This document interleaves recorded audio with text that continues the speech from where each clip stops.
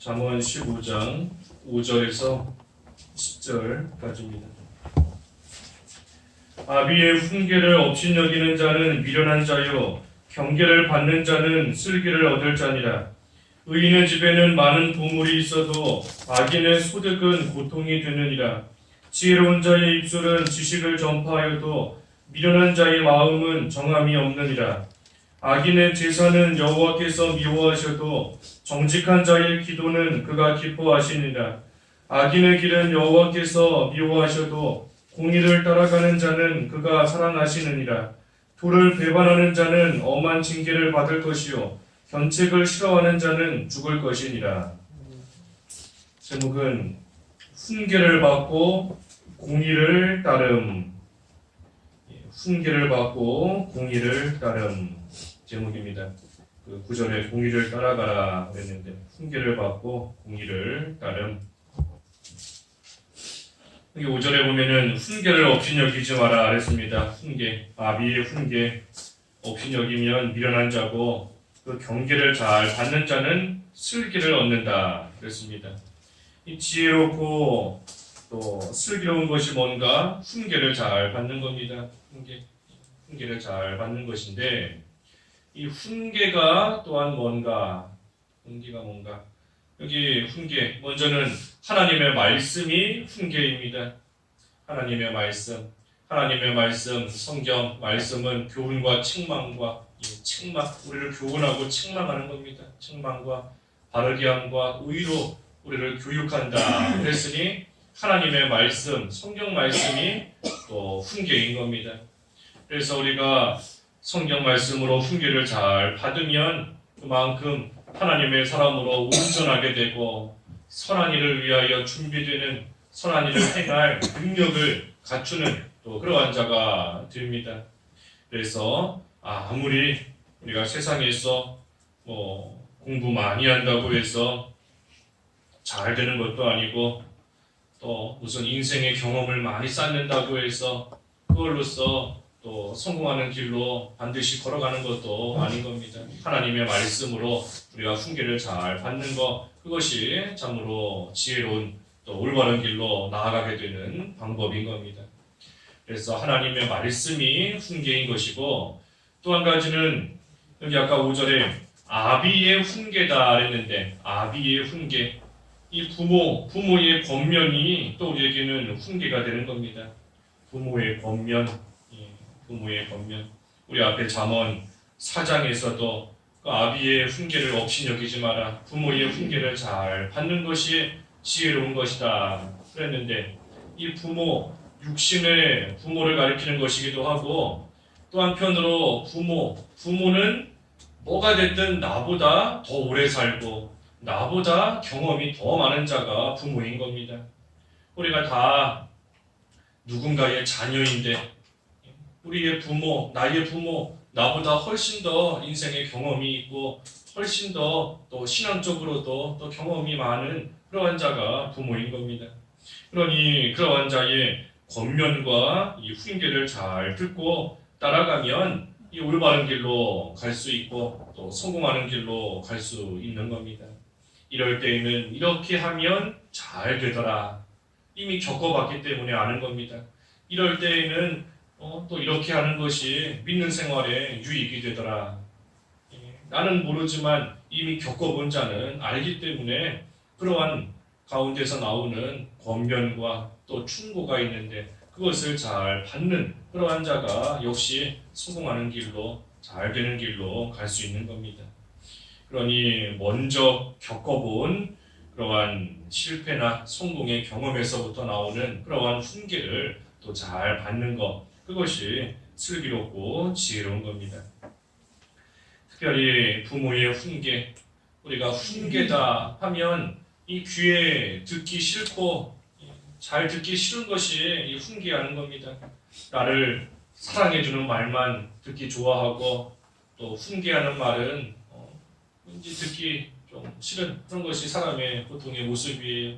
하지만 분명히 성경에도 그랬지만 사랑하는 자를 훈계한다 그랬습니다. 사랑하는 자를 훈계한다. 부모만 봐도 부모가 자녀를 훈계하는 거 분명히 사랑하기 때문에 훈계하는 겁니다. 부모의 훈계의 그 근본, 그 기초는 사랑이에요. 사랑이 없으면 아무리 잘못된 길로 나아가도 훈계하지 않는 겁니다. 남의 자식, 남의 자식, 또 나와 전혀 상관없는 사람이 아무리 악한 일 한다고 한들 가서 훈계해 주지 않습니다. 왜? 내가 사랑하는 내 자녀가 아니기 때문에. 아무리 잘못된 길로 나아가고 잘못된 말을 하고 행동할지라도 놔두는 거예요. 나랑 전혀 상관이 없으니 내버려 두는 겁니다. 그렇기 때문에 훈계한다. 훈계는 반드시 또 분명히 이 사랑에서부터 나오는 겁니다.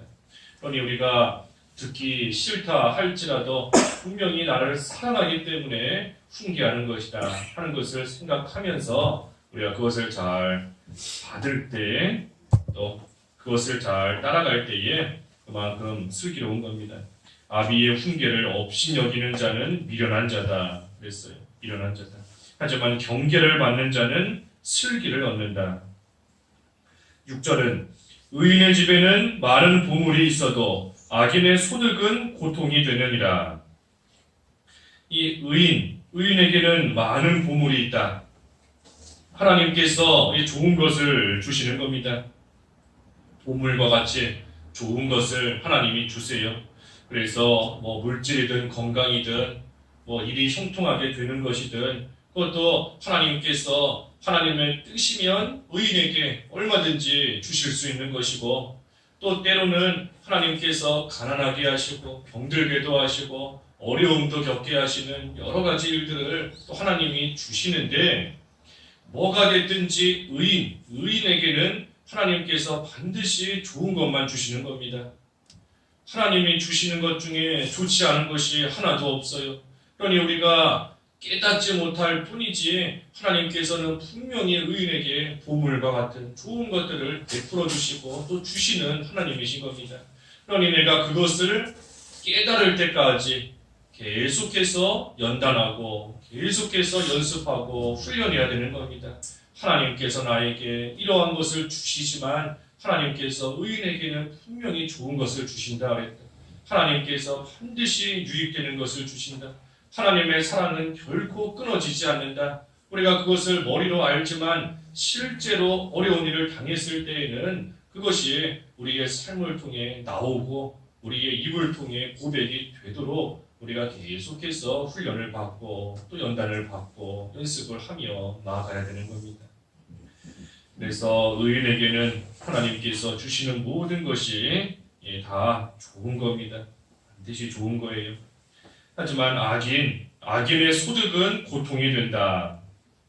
악인은 뭔가를 열심히 얻고 또 뭔가 열심히 벌고 열심히 일하며 나아가는 것 같지만 결국 얻게 되는 소득이 이 고통이다 그랬습니다. 악인의 소득은 고통이 된다 그랬어요. 그러니 소득이 고통이니까 벌면 벌수록 고통이 더 커지는 겁니다. 벌면 벌수록 뭔가를 하면 할수록 그 고통이 점점 더 커지고 그 고통이 점점 더 심해지는 겁니다. 그러니 이 악한 길에서 나오지 않는 이상 계속해서 고통받으며 살 수밖에 없는 겁니다. 악인의 소득은 고통이다 그랬어요. 고통이다. 7절은 지혜로운 자의 입술은 지식을 전파하여도 미련한 자의 마음은 정함이 없느니라. 우리 어제 속에 있는 것이 입을 통해 나온다. 마음에 있는 것이 입을 통해서 나온다. 속에 지혜가 있는 자는 입으로 지식이 나오고 미련한 자는 그 입을 통하여서 미련한 것을 쏟는다. 그랬습니다. 그렇기 때문에 지혜를 간직하고 있는 자, 그러한 자는 그 입술을 통해 지식을 전파한다. 지식이 나오는 겁니다. 예수 그리스도에 관한 복음이 그 입술을 통해 나오는 것이고 하나님의 말씀이 그러한 사람의 입을 통해 또 나오는 겁니다. 다른 사람을 살리는 말, 또 사랑에서부터 나오는 훈계, 그러한 것이 지혜를 간직하고 있는 그러한 자의 입을 통해 나옵니다. 하지만 반대로 미련한 자의 마음에는 지혜가 없으니 지식이 없으니 그러니 늘 마음이 이리저리 왔다 갔다 하는 겁니다. 마음에 정함이 없다 그랬는데 지혜가 없기 때문에 뭐가 올바른 것인지 그 마음속에 간직하고 있는 것이 없으니 마음에 정함이 없는 거예요. 그러니 누가 이 말하면 그게 옳은가 보다. 또 누가 저 말하면 이게 옳은가 보다. 우리 앞에서도 보았잖아요. 14장 15절에 어리석은 자는 온갖 말을 믿으나 슬기로운 자는 자기의 행동을 삼가느니라. 14장 15절에 그랬습니다. 어리석은 자는 그 속에 지혜도 없고 슬기도 없기 때문에 온갖 말을 믿는다. 하지만 슬기로운 자는 자기 행동을 삼간다. 자기 속에 있는 그 지혜와 슬기, 그것을 가지고 분별하기 때문에 아무리 이런 말을 듣고 저런 말을 들어도 행동을 삼가며 나아갈 수 있는 겁니다. 그래서 속에 지혜가 있는 것, 지혜가 있는 자가 자기 마음을 잘 정하는 겁니다. 그 지혜대로 하나님의 그 말씀대로 흔들림 없이 마음의 정함이 딱 있는 겁니다.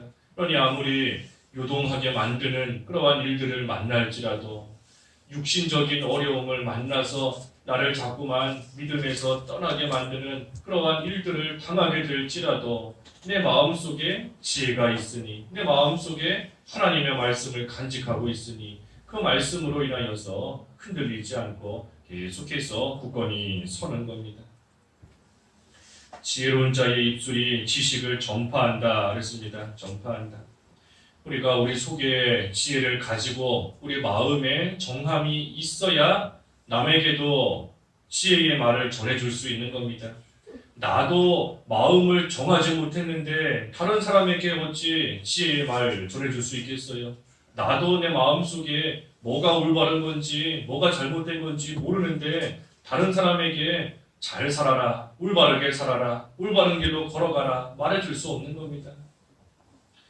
그래서 마음을 정한다, 마음에 정함이 있다 하는 거, 다시 말하면 그 마음의 지혜를 간직하는 겁니다. 마음의 지혜를 간직하고 있어야 그 마음에 정함이 있는 겁니다. 그리고 그때에 다른 사람도 올바른 길로 또 인도할 수 있는 겁니다. 그래서 우리 주일날도 남을 깨우치는 자, 형제를 깨우치는 자가 예수 그리스도의 좋은 일꾼이다 그랬는데 그 말씀 디모데전서 제일 마지막 4장 16절에 보면은 너 자신과 너의 가르침을 살펴라.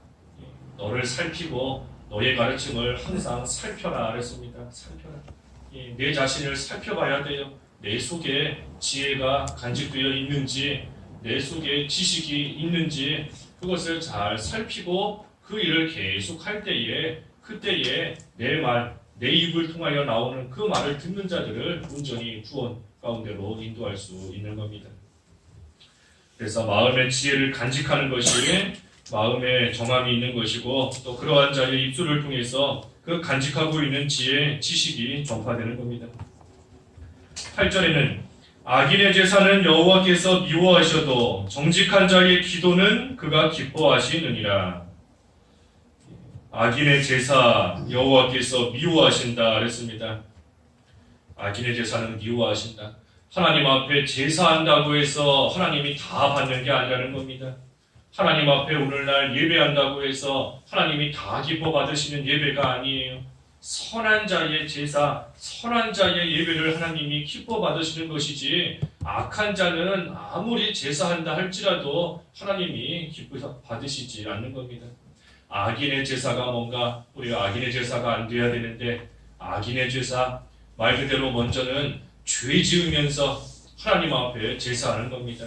죄 지으면서 잊지는 않겠지만 이사야 1장 11절 이하에 쭉 보면 이사야 1장 11절 이하에 하나님 앞에 제사한다고 하나님께 분향한다고 여러 가지 짐승들을 많이 가지고 오지만 하나님께서 기뻐하시겠는가? 오히려 가증하게 여기신다 했습니다. 가증하게 여기신다.